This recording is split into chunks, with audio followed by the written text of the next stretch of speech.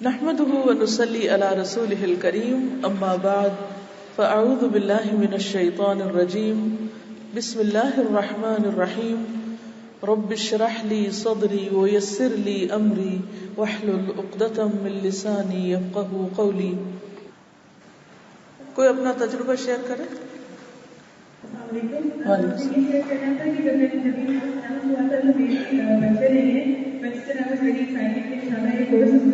جو کچھ میں نے یہاں سے سیکھا وہ میں نے اپنے ہسبینڈ پہ جا کر ٹرائی کیا. وہ بھی ایک بچہ ہے.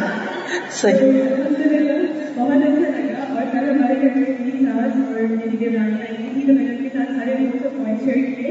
تو میں یہ کہنا چاہ رہی تھی کہ جب ہم فائدہ نہیں صرف ایک جگہ مخصوص نہ کر کے ہر انسان کے ساتھ تعلق رکھنے کے بنیادی چیز سیم ہے تو ہم ہر جگہ سے گڈ وہی ہے. جی آپ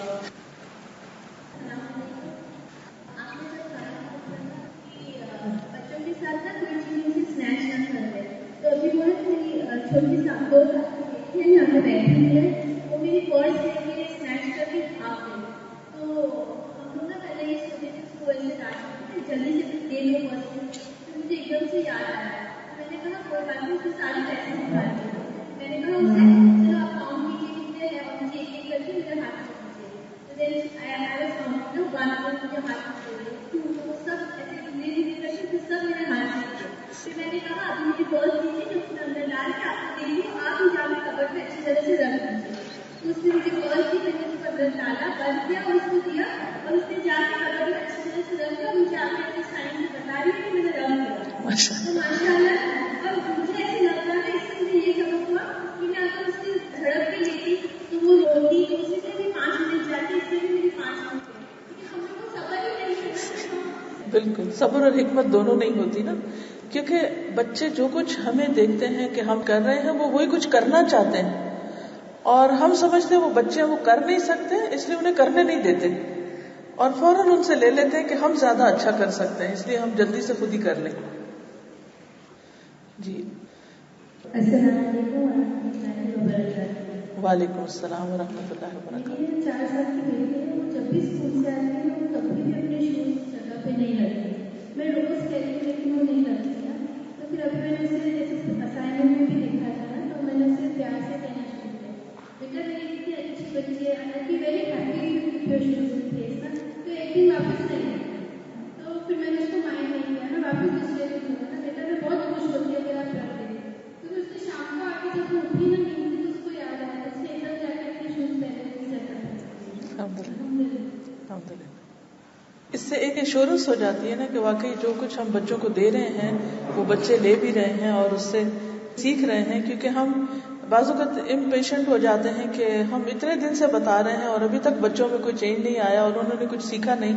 لیکن سیکھنے کا عمل, گروئنگ کا عمل جو ہے وہ ایک لانگ ٹرم عمل ہوتا ہے جس کے لیے صبر کی ضرورت ہوتی ہے اور مستقل مزاجی کے ساتھ کرتے رہنے کی ضرورت ہوتی ہے. چلیے آگے شروع کرتے ہیں. پچھلے ہفتے کا کچھ حصہ ابھی باقی تھا, اس کو پہلے ہم مکمل کریں گے پھر انشاءاللہ نئی ٹپ شروع کریں گے. ہم یہ بات کر رہے تھے کہ بچوں کی سیلف اسٹیم بلڈ کرنے کے لیے, ان کی خود اعتمادی کو بحال کرنے کے لیے منفی جملوں کی بجائے مثبت جملوں سے کام لیں اور ان پر صرف تنقید کرنے کی بجائے, ان کی غلطیوں کو ہائی لائٹ کرنے کی بجائے ان کے اچھے رویوں کی تعریف کریں. بعض اوقات ماں باپ تعریف نہیں کرتے, یہ سوچتے ہیں کہ ہمارے دین میں تعریف منع ہے, اس سے بچوں کے نفس موٹے ہو جائیں گے اور ان کو اپریشیٹ نہیں کرنا چاہیے اور بس وہی شیر کی آنکھ سے دیکھنے والی بات دہراتے ہیں. تو بات یہ کہ جو تعریف منع ہے وہ خوشامد اور جھوٹی تعریف ہے, ایگزیجریشن, مبالغہ آرائی منع ہے. لیکن اچھے کام کو اکنالج کرنا, اچھے کام کو محسوس کرنا, اس پر تعریف کرنا یہ منع نہیں ہے جو سچائی پر مبنی ہو اور دوسرے کی کوشش پر شکر گزاری مقصود ہو. اس میں اب آپ کے سامنے کچھ نبی صلی اللہ علیہ وسلم کے طریقے لاؤں گی, سنتوں سے بتاؤں گی کہ آپ صلی اللہ علیہ وسلم نے کس طرح بچوں کو یا بعض اوقات بڑے صحابہ کو جو ٹین ایجر تھے یا تھوڑے ان سے بڑے تھے, ان کے کاموں کو کس طرح سراہا, کس طرح ان کی تعریف کی تاکہ جب ہم یہ کام اپنے بچوں سے کریں تو ہم گلٹی نہ ہوں، نادم نہ ہوں، یا کوئی غلط کام سمجھ کر نہ کر رہے ہوں، بلکہ پورے شرح صدر کے ساتھ کریں، خوشی کے ساتھ کریں، اجر کی نیت کے ساتھ کریں، اصلاح کی نیت کے ساتھ کریں، تو انشاءاللہ آپ کی یہ کوشش باعث اجر ہوگی۔ اب مثلاً جب میں آپ کو احادیث سناؤں گی تو اس میں سے آپ نے ایک ایک کرنے کا کام الگ لکھ لینا ہے اور اس کو جا کر کرنے کی کوشش کرنی ہے، کیونکہ ہر دفعہ میں آپ کو یہ نہیں کہہ سکتی کہ اچھا اب آپ یہ لکھ لیں کہ آپ نے یہ کرنا ہے۔ میں آپ کو نبی صلی اللہ علیہ وسلم کی سنت بتاؤں گی، طریقہ بتاؤں گی، اور آپ نے اپنے کرنے کا کام ساتھ ہی لکھ لینا ہے۔ مثلاً بچوں کے لباس کی تعریف، کیونکہ بچے بہت ایکسائٹیڈ ہوتے ہیں جب ان کو نیا لباس ملتا ہے یا ان کی پسند کا ملتا ہے، یا بعض اوقات کوئی بھی لباس پہنتے ہیں تو ان کا دل چاہتا ہے کہ کوئی دیکھے ان کو کہ انہوں نے کوئی خاص کام کیا ہے۔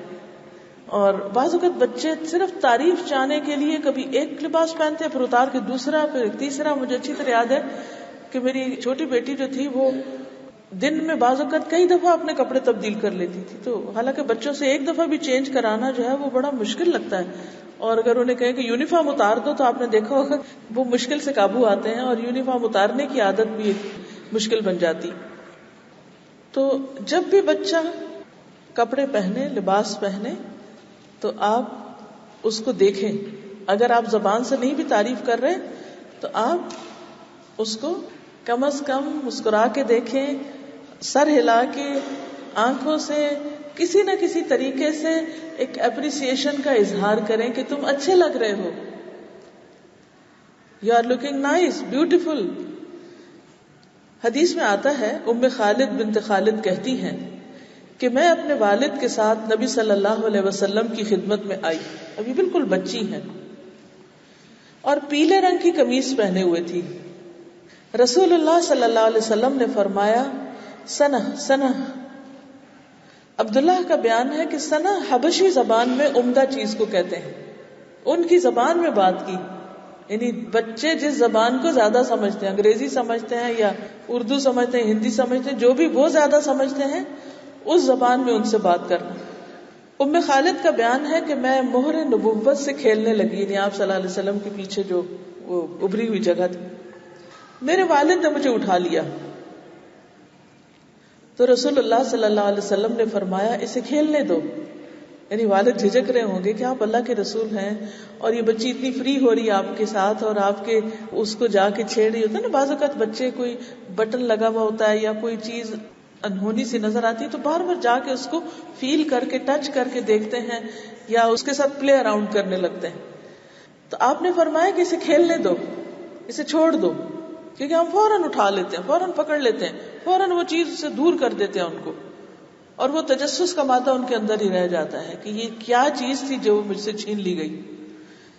پھر وہ ان کے اندر ایک بے چینی سی رہتی ہے، پھر وہ کبھی رونے، کبھی چیخنے، کبھی کسی چیز کے توڑنے، کبھی اور کام خراب کرنے سے نکلتی ہے۔ آپ دیکھیں نا کہ مثلاً اگر آپ پانی پینے لگے اور کسی نے آپ کے ہاتھ سے گلاس چھین لیا ہے تو آپ کے اندر کچھ محسوس نہیں ہوگا، مثلا آپ نے منہ کو لگایا اور کسی نے نیچے کر دیا، وہ اثر کتنی دیر تک رہے گا آپ کے اندر؟ کافی دیر تک، اس کو نکالنے میں کافی مشکل ہوگی۔ اب ہم تو بڑے ہیں نا، پھر بعض اوقات برداشت کر جاتے ہیں تو ظاہر ہی نہیں کرتے، لیکن بچے یہ نہیں کر سکتے۔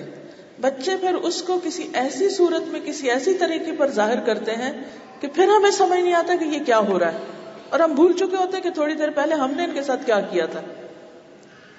تو نبی صلی اللہ علیہ وسلم نے فرمایا کہ اسے کھیلنے دو۔ پھر رسول اللہ صلی اللہ علیہ وسلم نے 3 بار فرمایا ابلی و اخلقی، ابلی و اخلقی، ابلی و اخلقی، یہ کپڑا پرانا ہو اور پھٹ جائے، یعنی اس کو خوب خوب پہنو۔ کپڑے کی تعریف کرتے ہوئے کہا کہ تم خوب پہنو حتیٰ کہ پرانا ہو جائے پھر پھٹ جائے۔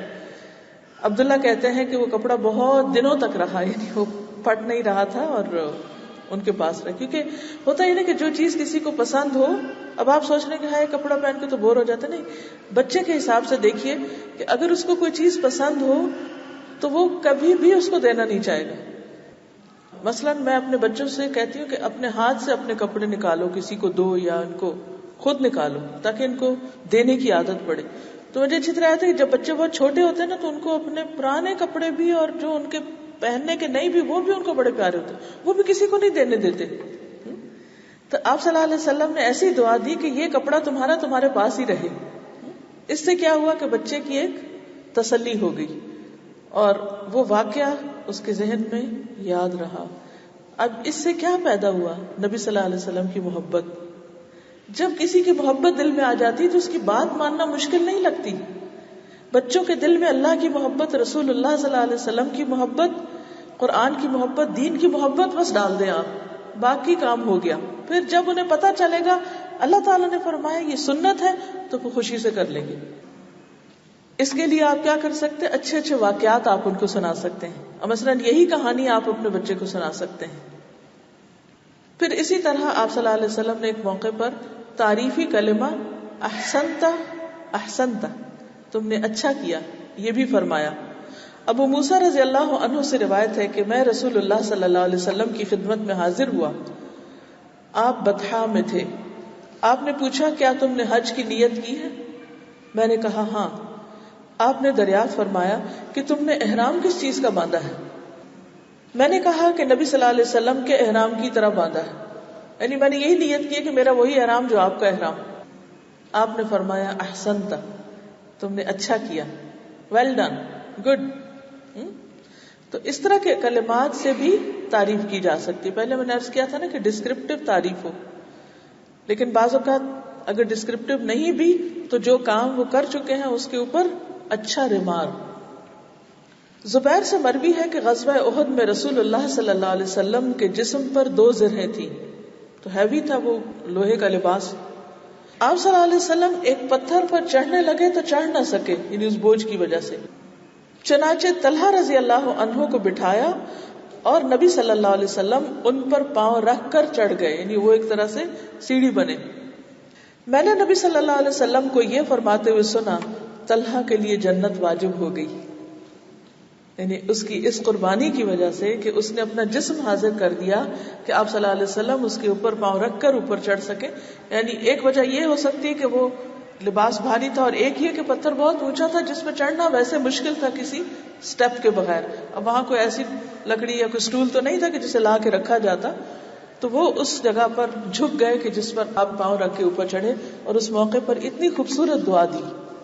دیکھیں کہ جب بچے کوئی ایکسٹرا آرڈنری کام کریں, زیادہ محنت کا کام کریں, اور کوئی ایسی چیز کر دکھائیں کہ جو بڑے بڑے بھی نہ کر سکتے ہوں, تو اس وقت خاص طور پر دعا دینی چاہیے. اب آپ دیکھیے کہ یہاں تو اللہ کے رسول تھے, وہ جانتے تھے کہ کس کے لیے جنت ہے کس کے لیے نہیں, یعنی اللہ سبحانہ وتعالیٰ کی طرف سے انہیں اس بات کا علم ہو جاتا تھا. ہمیں تو نہیں پتا, اس لیے ہم یہ نہیں کسی کو کہہ سکتے کہ فلاں کے لیے جنت ہے. تو ہم یہ دعا دے سکتے ہیں کہ اللہ تعالیٰ تمہیں جنت الفردوس عطا فرمائے. پھر اسی طرح سعید بن زید نے چند لوگوں کو یہ حدیث سنائی کہ نبی صلی اللہ علیہ وسلم نے فرمایا کہ 10 لوگ جنتی ہیں: ابو بکر, عمر, علی, عثمان, زبیر, طلحہ, عبد الرحمن, ابو عبیدہ اور سعد بن ابی وقاص. راوی کہتے ہیں کہ سعید بن زید نے 9 آدمیوں کا نام گن کر 10ویں آدمی کا نام نہیں بتایا, خاموش ہو گئے. لوگوں نے کہا اے ابو آبر, ہم آپ کو اللہ کی قسم دے کر کہتے ہیں کہ 10ویں شخص کے بارے میں بھی ضرور بتائیے کہ وہ کون تھے. فرمانے لگے تم نے مجھے اللہ کی قسم دی ہے ابو آور بھی جنتی ہے, یعنی اپنے آپ کے بارے میں بتایا, پہلے نہیں بتایا. جب لوگوں نے قسم دی تو پھر اپنا ذکر بھی کر دیا. لیکن اس سے یہ پتہ چلتا ہے کہ نبی صلی اللہ علیہ وسلم نے دنیا میں لوگوں کو جو جنت کی بشارت دی تھی, یہ بھی ایک طرح سے ان کے کاموں اور کوششوں کی تعریف تھی, ایکنالجمنٹ تھی, اپریسیشن تھی, یعنی ان کو ان کا ریوارڈ بھی بتایا. تو بات یہ ہے کہ جب ہم کسی کو اس کے اچھے کام کا ریوارڈ بتاتے ہیں تو بھی اس کے لیے وہ کام کرنا اور آسان ہو جاتا ہے. پھر اسی طرح جب ابی ابن کعب کو حضور صلی اللہ علیہ وسلم نے پوچھا کہ کیا تمہیں معلوم ہے کہ سب سے بڑی آیت کون سی ہے اللہ کے نزدیک, تو انہوں نے کہا کہ اللہ اور اس کے رسول ہی بہتر جانتے ہیں. تو آپ نے فرمایا کیا تمہیں معلوم ہے کہ سب سے عظیم آیت کون سی ہے؟ تو اس پر انہوں نے جواب دے دیا کہ اللہ لا الہ الا هو الحی القیوم. وہ کہتے ہیں کہ آپ نے میرے سینے پہ ہاتھ مارا اور فرمایا اے ابو المنذر تمہیں علم مبارک ہو. بعض اوقات ایسا ہوتا ہے نا کہ کوئی بچہ، ہم آپ سوال کرتے ہیں، کوئی کوئز ہے، کوئی ویسے کویسچن کرتے ہیں، اچھا یہ بات کس کو معلوم ہے؟ اب ایک بچے نے بتا دیا تو ہم کہتے ہیں ہاں ہاں ٹھیک ہے. یہ نہیں، اس کو اچھی طرح اکنالج کریں. آپ اس کے یا تو سینے پہ ہاتھ مار کے یا پیچھے ٹیپ کر کے کندھے پہ آپ اس کو شاباش دیں، یعنی فزیکل ٹچ بھی کہ شاباش بہت اچھا. بعض اوقات بچوں کو گلے لگائیں، بعض اوقات ہاتھ ملائیں، بعض اوقات سر پہ ہاتھ پھیریں. یعنی کوئی بھی چیز ان کے ساتھ ایسی ہو کہ جس سے وہ سیکیور محسوس کریں اور واقعی ان کو محسوس ہو کہ ان کی تعریف کی گئی. کیونکہ ہوتا یہ ہے کہ بعض اوقات بچے بہت چھوٹے ہوتے ہیں اور ہماری منہ سے بولی ہوئی زبان نہیں سمجھتے، کیونکہ کبھی ہم بہت ہائی اردو بول رہے ہوتے ہیں اور کبھی ہم اس انداز میں کہتے ہیں کہ انہیں کانٹیکٹ سمجھ نہیں آتا، کیونکہ وہ بھی لینگویج لرن کر رہے ہیں. یہ یاد رکھیے، ہم بول رہے ہیں، ان کے لیے کوئی ٹرانسلیٹر نہیں ہے جو ان کے بچپن کے ذہن کے ساتھ ٹرانسلیٹ کرے. ان کو لفظ سنائی دے رہے ہیں ابھی. ان کے لیے آپ کی زبان ایسے ہی ہے جیسے آپ کے ساتھ کوئی ایک اجنبی زبان بولے. ہم اس فیکٹر کو ذہن میں نہیں رکھتے. ہم سمجھتے ہیں ہم بول رہے ہیں اور ہماری ہر بات بچے کو سمجھ آ رہی. ٹھیک ہے، وہ آہستہ آہستہ سمجھ جاتا ہے، لیکن بچے کے لیے منہ سے بولی ہوئی زبان کے علاوہ باڈی لینگویج، زبان سے تعریف کے علاوہ فزیکل ٹچ، یعنی جسمانی جیسچر سے آپ ان کی تعریف کریں تاکہ ان کو سمجھ آئے کہ آپ کیا کہہ رہے ہیں. کیونکہ جب بچے بہت چھوٹے ہوتے ہیں تو ان کا بعض اوقات ذہنی لیول اتنا نہیں ہوتا جتنی بڑی بڑی باتیں ہم کر رہے ہوتے ہیں. تو بعض اوقات ہم کہتے ہیں یہ سن کیوں نہیں رہے؟ بھائی سن رہے ہیں مگر ان کو الفاظ نہیں سمجھ آ رہے آپ کیا کہہ رہے ہیں. بعض اوقات سمجھ آ بھی رہے ہوتے ہیں لیکن ان کے لیے بڑے بھاری ہوتے ہیں. اچھا اب یہ ہوتا ہے کہ 3 سال کا بچہ ہو تو ہم نے اسکول بھیج دیا، وہاں سارا دن انگریزی بولتا ہے، یا فرینچ میں ڈالا ہوا ہے وہ کچھ اور بولتا ہے، یا عربی اسکول میں ڈالا ہوا تو عربی بول رہا ہے. سارا دن تو وہ کچھ اور بولتا ہے، جب گھر آتا ہے تو اماں کوئی اور زبان بولتی ہے. اب ہم کہتے ہیں کہ ہم تو ماں ہیں، ہماری تو ہر بات ان کو سمجھنی چاہیے، اور ہم یہ بھول چکے ہیں کہ 6 گھنٹے وہ کہاں گزار رہا ہے اور باقی ٹوٹے پھوٹے چند گھنٹے جس میں ہماری پوری توجہ نہیں ہے ان پر وہ کہاں گزار رہا ہے. تو وہ ایک مینٹل گیپ آ جاتا ہے، ایک لینگویج بیریئر آ جاتا ہے.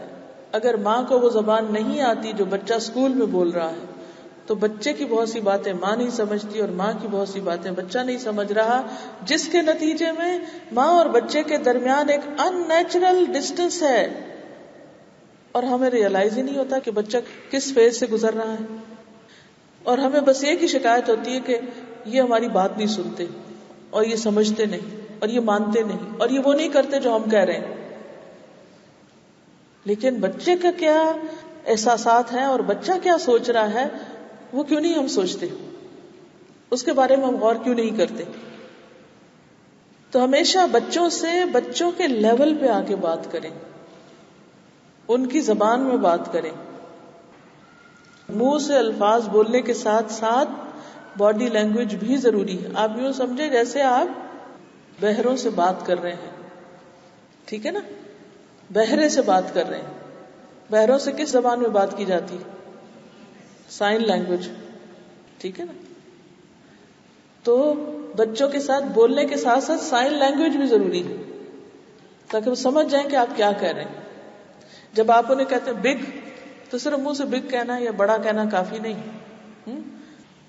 یعنی ساتھ بولیں اور ساتھ اشارے، لمبا، چوڑا، چھوٹا، نیچے، اوپر. کیونکہ بعض اوقات ہم بت بن کے ہم صرف بولے جا رہے ہیں، انہیں کیا پتا آپ کیا کہہ رہے ہیں. ابھی تو اس کے کانسیپٹ جو ہیں وہ ڈیولپ ہو رہے ہیں، ابھی وہ سیکھ رہا ہے. اگرچہ ہم بولتے ہیں وہ آبزرو کر رہا ہوتا ہے کہ ہم نے کس کو اوپر کا اور کس کو نیچے کا. اسی لیے اتنا شدید قسم کا کمیونیکیشن گیپ ہوتا ہے. آپ کہتے ہیں کہ وہ جو فلاں چیز کے اوپر رکھی ہوئی نا کینچی وہ لے آؤ، اب اس کو مل ہی نہیں رہی. آپ کہتے ہیں بدھو کہیں کہ تمہیں کچھ نہیں ملتا، تمہیں پتہ ہی نہیں کہاں چیزیں رکھی ہوں، تمہیں نظر نہیں آتی.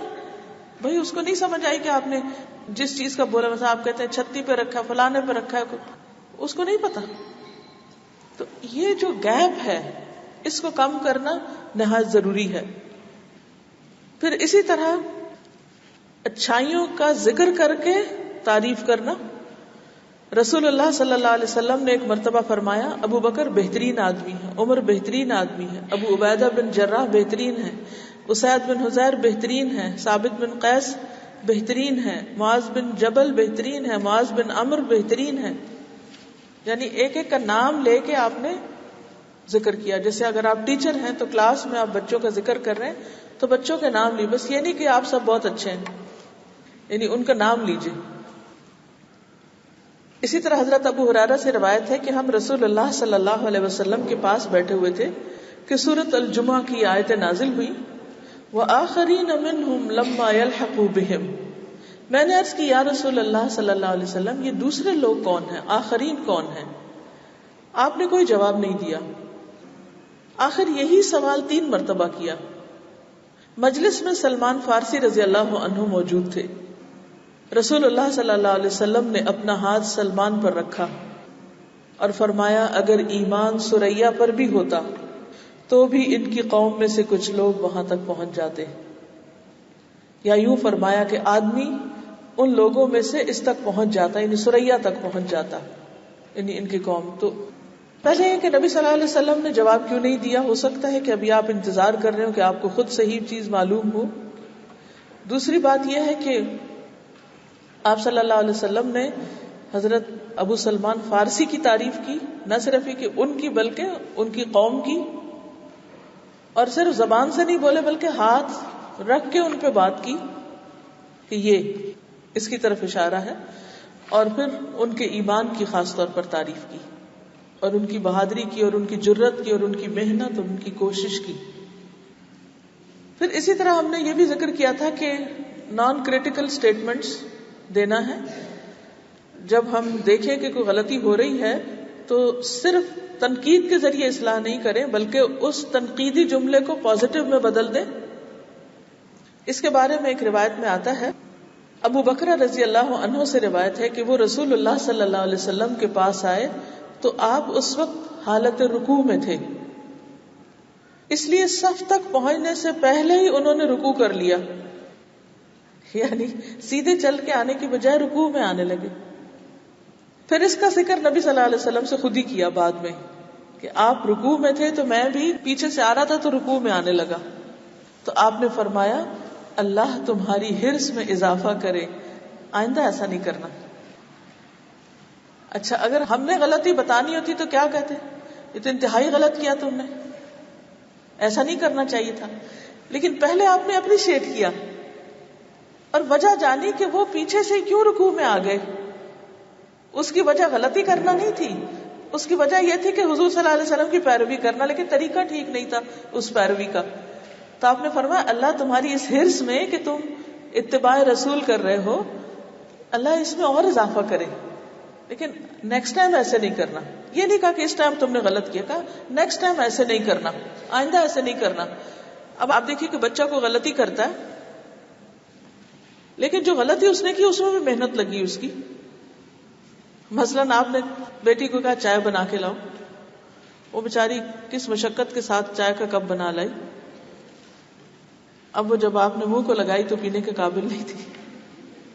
اب ریئیکشن کیا ہوگا؟ اللہ تمہاری محنت قبول کرے، آئندہ پتی زیادہ نہیں ڈالنا، آئندہ چینی نہیں زیادہ ڈالنا.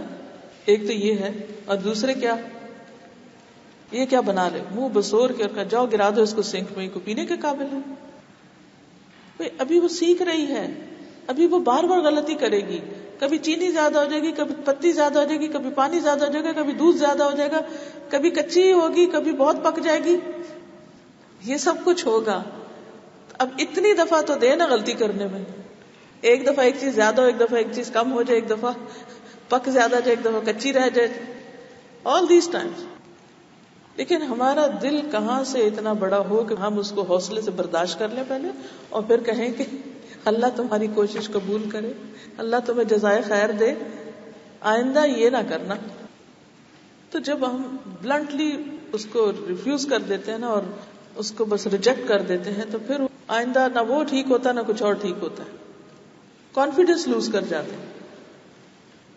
ایک اور روایت میں آتا ہے کہ رسول اللہ صلی اللہ علیہ وسلم کے سفر کے دوران ایک دیہاتی سامنے سے آیا اور آپ کی اونٹنی کی نکیل پکڑ کر بولا اے اللہ کے رسول، یا کہا کہ اے محمد مجھے ایسی چیز بتا دیجئے جو مجھے جنت کے قریب اور دوزخ سے دور کر دے. اب آپ جا رہے ہیں، سفر میں ہیں، یا ایسی جگہ پہ کوئی گاڑی روک دے اور کہے ذرا رکے، مجھے ایک چیز بتا دے. رسول اللہ صلی اللہ علیہ وسلم رک گئے اور اپنے صحابہ کی طرف غور سے دیکھ کر فرمایا اس کو اللہ تعالیٰ کی طرف سے توفیق مل گئی، یا فرمایا کہ ہدایت مل گئی.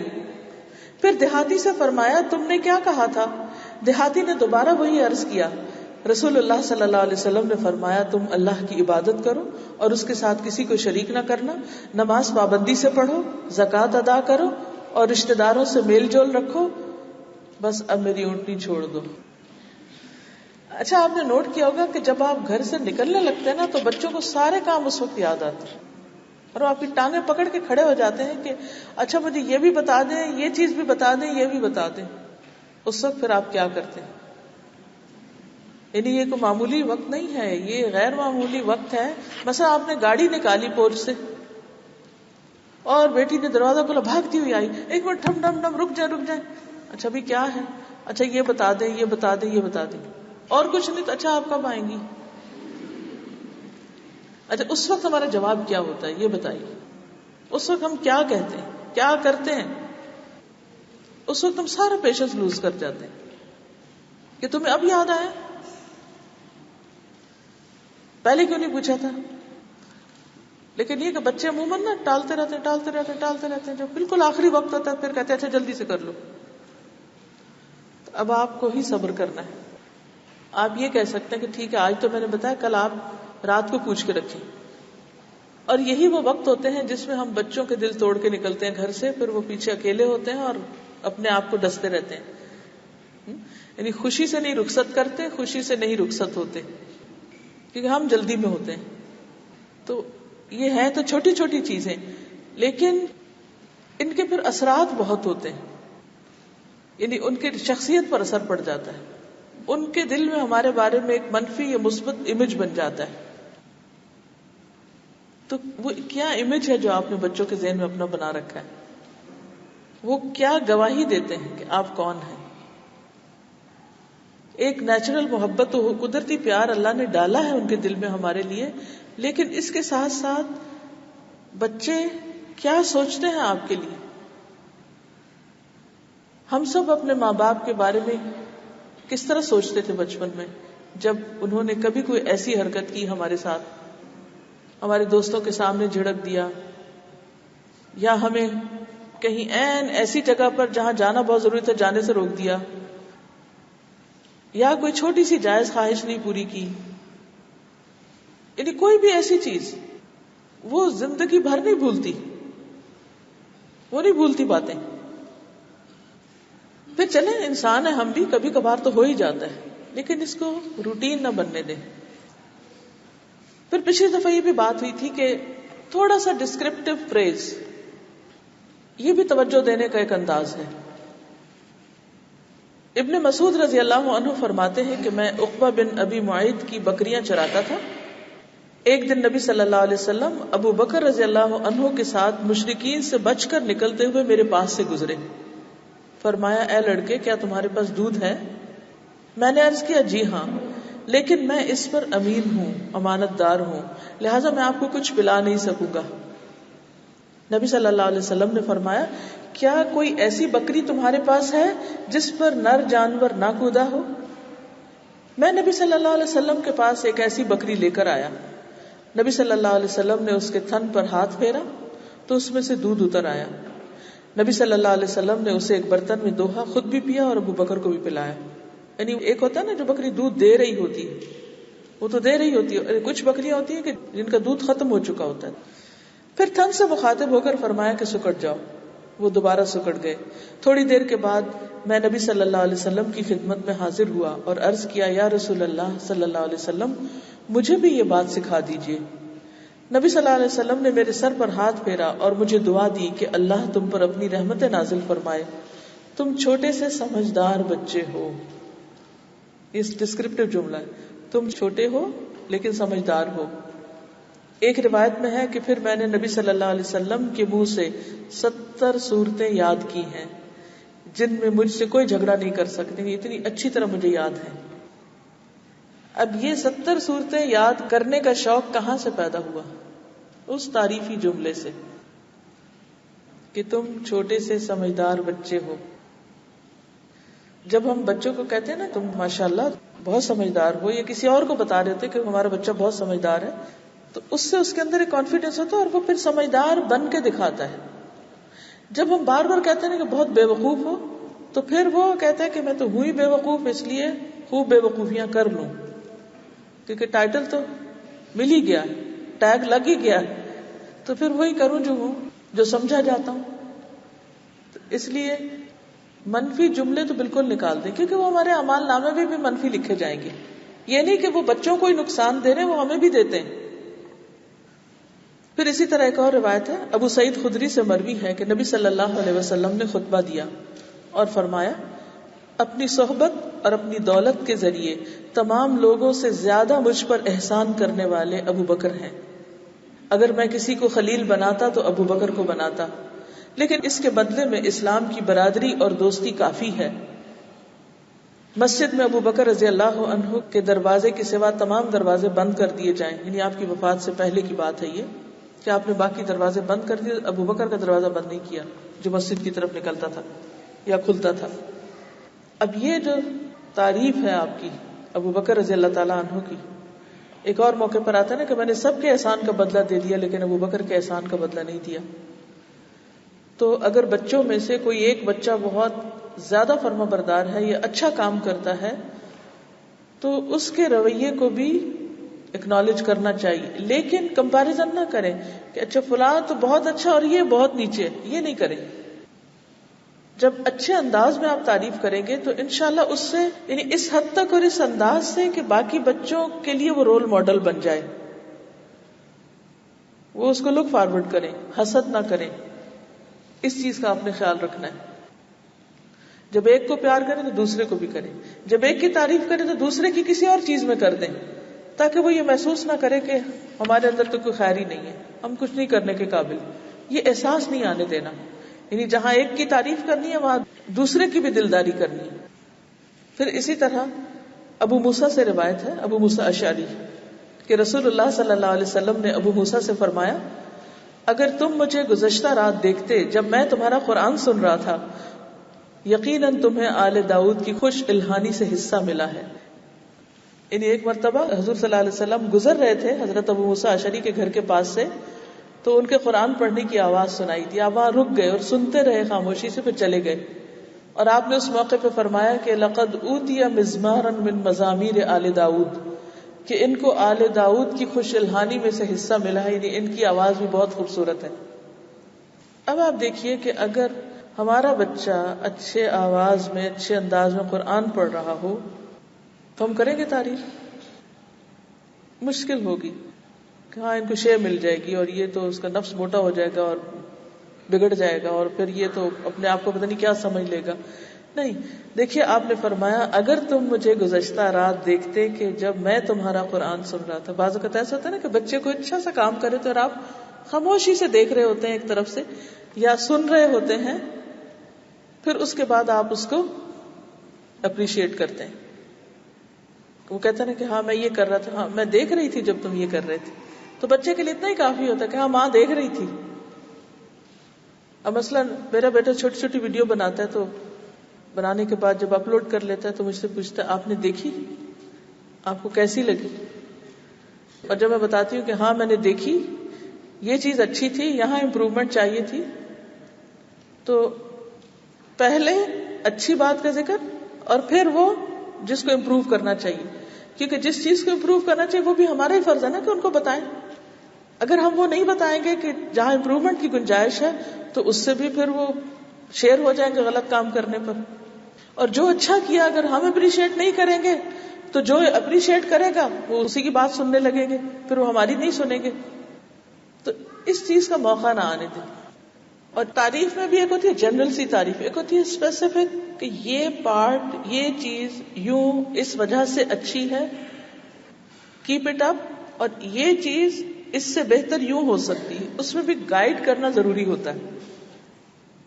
ایک اور روایت میں آتا ہے، ابو ہریرہ رضی اللہ عنہ سے روایت ہے کہ رسول اللہ صلی اللہ علیہ وسلم نے بلال رضی اللہ عنہ سے صبح کی نماز کے وقت فرمایا، اے بلال، تم مجھ سے وہ عمل بیان کرو جو تم نے اسلام میں کیا ہو اور جس سے تمہیں نفع کی زیادہ امید ہو، کیونکہ آج رات میں نے جنت میں اپنے سامنے تمہارے قدموں کی آواز سنی، یعنی خواب کے ذریعے آپ نے دیکھا۔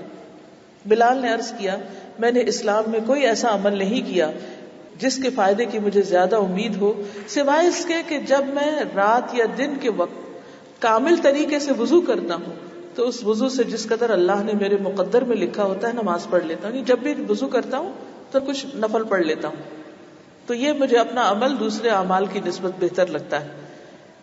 اب آپ دیکھیے کہ نبی صلی اللہ علیہ وسلم نے رات ہی خواب دیکھا تھا اور رات ہی اس ایکسپیرینس سے گزرے تھے آپ، اور صبح ہی جب فجر کی اذان ہو رہی اسی وقت آپ حضرت بلال کو ان کے اچھے عمل کی ایک طرح سے تعریف بھی کر رہے ہیں اور اس کی ری ایشورنس بھی کرا رہے ہیں تاکہ وہ جس خاص عمل کی وجہ سے اتنے بلند درجے پہ جا رہے ہیں وہ عمل روک نہ دیں۔ بعض اوقات ایسا تھا نا، ہم ایک اچھا کام کر رہے تھے اور ہمیں خود بھی نہیں پتا ہوتا کہ ہم کوئی اچھا کام کر رہے ہیں، اور آپ نے یہ بھی دیکھا ہوگا کہ کچھ عرصے کے بعد وہ اچھا کام ہم خود ہی چھوڑ دیتے ہیں، بھول جاتے ہیں کہ یہ بھی کرنا تھا۔ تو اس پر اگر کوئی ہمیں توجہ دلا دے، اور عام طور پر وہی دلائیں گے جو ہمارے آس پاس ہوں گے، جو ہمیں دیکھ رہے ہوں گے، جیسے انہوں نے ذکر کیا نا کہ میرے بچے تو چھوٹے نہیں ہیں لیکن میں یہ سارے رول جا کے اپنے ہسبینڈ پہ اپلائی کر رہی ہوں، تو اس سے ان کو فائدہ ہو رہا ہے۔ تو یہ اچھے ریلیشن شپ چاہے آپ کے اپنے بچوں کے ساتھ ہیں، چاہے اپنے دوستوں کے ساتھ ہیں، چاہے بڑوں کے ساتھ ہیں، اگر کسی کو آپ دیکھیں کہ کوئی ایک اچھا کام کر رہا ہے تو اس پر اپریشیٹ کرنے میں حرج نہیں، تاکہ وہ اس کی پابندی کرتا رہے، کیونکہ انسان ہے، بھول چوک ہو جاتی ہے، مزاج میں تبدیلیاں آتی رہتی ہیں، ماحول تبدیل ہو جاتا ہے، ٹریولنگ کے دوران یا مختلف کاموں کے یا چیزوں کے پریشرز آتے ہیں ہم پر، تو ہم کچھ چیزیں جو کرتے ہیں وہ پھر چھوڑ دیتے ہیں۔ تو بنیادی قاعدہ یہ ہے کہ اللہ سبحانہ وتعالیٰ کے نزدیک وہ کام نہایت پسندیدہ ہے جو تھوڑا بھی ہو لیکن مسلسل ہو، مستقل مزاجی سے کیا جائے۔ تو بچوں کے اندر بھی مستقل مزاجی کی عادت پیدا کرنے کے لیے اگر انہوں نے کوئی کام شروع کیا ہے تو اس پر اپریشیٹ کریں کہ جاری رکھیں، اور اگر انہوں نے جاری رکھنے کے بعد کسی وجہ سے پھر بھول گئے تو آپ ان کو یاد دلا دیں تاکہ وہ اس کو ساری زندگی کے لیے ایک ہیبٹ بنا لیں۔ پھر اسی طرح ایک اور روایت میں آتا ہے، معاذ بن جبل سے روایت ہے کہ ہم رسول اللہ صلی اللہ علیہ وسلم کے ہمراہ غزوہ تبوک سے واپس آ رہے تھے، تو جب میں نے آپ صلی اللہ علیہ وسلم کو اکیلے پایا تو میں نے کہا کہ یا رسول اللہ صلی اللہ علیہ وسلم، آپ مجھے کوئی ایسا عمل بتا دیجئے جو مجھے جنت میں داخل کر دے۔ اب اللہ کے رسول ہیں اور اکیلے مل گئے ہیں، تو انسان کس بات کا حریص ہو سکتا ہے کہ کوئی ایسی بات پوچھے کہ جو فائدہ مند ہو۔ آپ نے خوش ہو کر فرمایا، تم نے ایک عظیم سوال کیا ہے، بہت بڑی بات پوچھی، یعنی صرف یہ نہیں کہا کہ تمہارا سوال اچھا ہے، کہا تم نے ایک بہت عظیم سوال کیا ہے، جس کے لیے اللہ آسان کر دے اس کے لیے بہت آسان ہے، یعنی بات بہت بڑی ہے، جنت کا حصول مشکل ہے لیکن اگر اللہ آسان کر دے تو آسان ہے۔ تو اسی طرح جب بچے کویسچن کریں تو بعض اوقات ہم ان کویسچن سے اریٹیٹ ہوتے ہیں، کیا تم ہر وقت کچھ نہ کچھ پوچھتے ہی رہتے ہو، کسی وقت بس بھی کر دیا کرو، کیونکہ ہم تھک جاتے ہیں، تنگ ہوتے ہیں۔ تو اس موقع پر اگر آپ ان کے سوال کو اپریشیٹ کر دیں یا تھوڑا سا برداشت کر لیں، اگر بھاری بھی لگ رہا ہے، جواب نہیں بھی دے پا رہے یا جواب آتا نہیں ہے، تو ایٹ لیسٹ سوال کو اپریشیٹ کر دیں، ان کے اس بات کو اپریشیٹ کر دیں جو انہوں نے اچھی کی ہے، تاکہ ان کو اعتماد ہو اور پھر آئندہ اس میں مزید ترقی کریں۔ پھر خاص خوبیوں پہ تعریف، اور مثلا آپ کے 5 بچے ہیں اور ہر بچے کی الگ خوبی آپ کو پتہ ہونی چاہیے۔ جو میں نے پہلے اسائنمنٹ دی تھی نا، اس میں نے کہا تھا اپنے بچے کی خوبیاں لکھیے، تو یہ آپ نے نہیں کرنا تھا کہ صرف ایک بچے کی خوبیاں لکھے، اگر 4 بچے ہیں تو چاروں کا الگ الگ، ٹھیک ہے، کام تو بڑھ جاتا ہے لیکن سارے اپنے ہی بچے ہیں نا، اور ان سب کو اکٹھے ہی لے کے چلنا ہے۔ نبی صلی اللہ علیہ وسلم نے فرمایا، میری امت پر سب سے زیادہ مہربان ابو بکر ہیں۔ اب آپ دیکھ لیجئے ڈسکرپشن، سب سے زیادہ مہربان ابو بکر ہیں، دین کے معاملے میں سب سے زیادہ سخت عمر ہیں، سب سے زیادہ سچی حیا والے عثمان ہیں، علم وراثت کے سب سے بڑے عالم زید بن ثابت ہیں، کتاب اللہ کے سب سے بڑے قاری ابی ابن کعب ہیں، حلال و حرام کے سب سے بڑے عالم معاذ بن جبل ہیں، اور ہر امت کا ایک امین ہوتا ہے، اس امت کے امین ابو عبیدہ بن جراح ہیں۔ تو اب آپ دیکھیے کہ بعض اوقات جب ہم ایک بچے کی تعریف کرتے ہیں اور وہ ڈسکرپٹیو ہوتی ہے کہ اس بچے کے اندر یہ خوبی ہے، تو دوسرے کی بھی کیجئے اور اس کی بھی خاص خوبی آپ کو معلوم ہوگی تو آپ ذکر کریں گے، اس کو کیجئے، پھر تیسرے کی بھی چوتھے۔ اپنا ایک جرنل بنائیے، کوئی ڈائری بنائیے، ٹھیک ہے ہم چیزیں بھول جاتے ہیں، لیکن کبھی بیٹھ کے آپ اینالائز کیجئے، لکھیے کہ کون بچہ کس چیز میں اچھا ہے۔ جیسے میں نے آپ کو اسائنمنٹ دی تھی، اس کا بھی مقصد یہی تھا کہ وہ چیزیں آپ کے زبان میں بھی آ سکیں، آپ کو اس کے الفاظ مل جائیں، آپ کا اس کی طرف دھیان آ جائے تاکہ آپ وہ کام کر سکیں۔ پھر آپ صلی اللہ علیہ وسلم نے انصار کی خواتین کی تعریف کی ایک مرتبہ، اور یہ نہیں کہا کہ انصار کی خواتین بہت اچھی ہیں۔ ہم عموماً بس تعریف کرتے فلاں بہت اچھا، فلاں اچھا ہے۔ آپ نے فرمایا بہت اچھی ہیں جنہیں دین کی سمجھ بوجھ حاصل کرنے میں شرم مانے نہیں ہوتی۔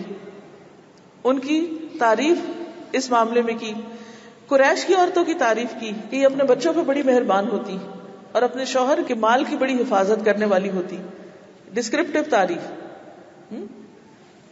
پھر یہ ہے کہ ایک اور روایت میں آتا ہے، ابن عباس کہتے ہیں کہ رسول اللہ صلی اللہ علیہ وسلم نے فرمایا کسی بندے کو یہ کہنا مناسب نہیں کہ میں یونس بن متہ سے بہتر ہوں، اور آپ نے انہیں ان کے باپ کی طرف منسوب کیا۔ حضرت یونس علیہ السلام مچھلی کے پیٹ میں چلے گئے تھے اور وہ اپنی قوم میں ناراض ہو گئے تھے، اور اللہ تعالیٰ نے پھر ان کو ایک مشکل میں ڈال دیا۔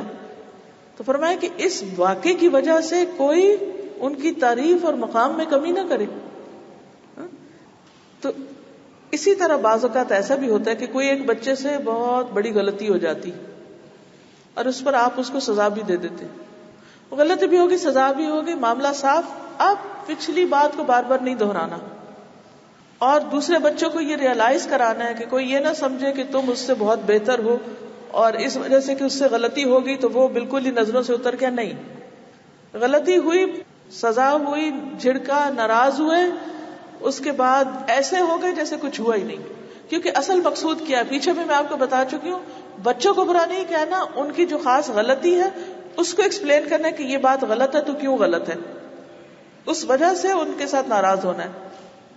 لیکن جب وہ اس کی اصلاح کر لیں، جب اس کو ایکسپٹ کر لیں، اس کے بعد آپ نے جب ان سے بات کرنی ہے پہلے ہی رسپیکٹ کے ساتھ، پہلے ہی طریقے سے، اچھے طریقے سے، تاکہ ان کے اندر وہ گلٹ جنم نہ لے۔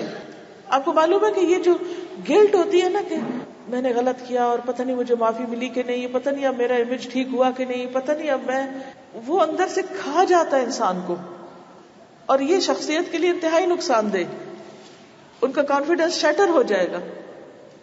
ہر ایک سے غلطی ہوتی، ہر ایک سے بھول ہوتی، اور یہ چیز آپ دیکھیے کہ حضرت آدم علیہ السلام کو کس طرح اللہ تعالیٰ نے چن لیا، حالانکہ وہ شیطان کی بات میں آ گئے تھے، لیکن جب انہوں نے سوری کیا تو اللہ تعالیٰ نے ان کے درجے بلند کر دیے، ان کو نبی بنا دیا۔ اتنے بڑے بڑے لوگوں سے اگر بھول چوک ہو گئی تو ہم تو ہر وقت غلطیاں کرنے والے ہیں۔ تو غلطی کو مسئلہ نہیں بنائیے، نہ بچوں کے معاملے میں، نہ شوہر کے معاملے، نہ کسی اور کے معاملے میں، کیونکہ مسئلہ بنانے سے کیا ہوگا، آپ خود ہی تکلیف میں رہیں گے۔ اس کو جانے دیجیے، late it go, forget about it۔ پھر آپ دیکھیے کہ بعض بچوں کے اندر خاص خوبیاں ہوتی ہیں، کیونکہ ہر بچہ فرق ہے، کمپیئر تو ہم نے کرنا نہیں، لیکن جب وہ اچھی خوبیاں ہوتی ہیں نا ان کے اندر، تو ان کو خاص طور پر ان کے اندر ابھارنا چاہیے۔ مثلاً آپ نے جو صحابہ کرام کی مختلف الفاظ میں تعریف کی، یہ بھی اس کا ایک حصہ ہے۔ اسی طرح کچھ صحابہ کو خاص کام کی تلقین کی کہ تم یہ کرو۔ بچوں کا پروفیشن چوز کرنے میں اپنی پرائرٹی نہ دیکھیے کہ میں چاہتی ہوں کہ تم یہ بنو، ٹھیک ہے آپ کہہ سکتے ہیں، لیکن اس وقت کہیے جب اس کے اندر وہ بننے کی صلاحیت بھی ہو، وہ اس کو اپنے لیے ایک بوجھ نہ بنا لے کہ اب ماں کی ایکسپیکٹیشن پوری کرنے کے لیے اب یہ کرنا ہی کرنا ہے، چاہے اپنی پسند ہے یا نہیں۔ یہ ضرور دیکھیے کہ بچے کے اندر وہ ٹیلنٹ بھی ہے، اس کے اندر وہ ٹینڈنسی بھی ہے، اب مثلاً ایک بچی اگر خون کو دیکھتے ہی ڈر جاتی ہے تو آپ اسے کہ جی آپ ضرور ڈاکٹر بنو، تو یہ اس میں ظلم ہے، اس کی طبیعت میں نہیں ہے یہ سب کچھ کرنا.